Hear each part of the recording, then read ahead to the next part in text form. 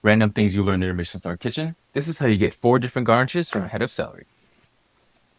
Starting with 1 stalk of celery, I'm going to cut this into segments till we have pieces of equal length. Now using a mandolin, place the piece of celery on one side so it's as flat as it can be and start shaving. Once you get to the end of one side, flip to the other and keep on shaving.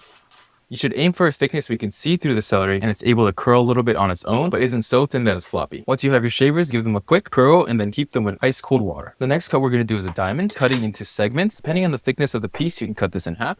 Then carefully thin and flatten the celery piece. Then cut it at a 45-degree angle, and that's how you get a celery diamond. Play around with the angle of your cuts as well as the size of each piece.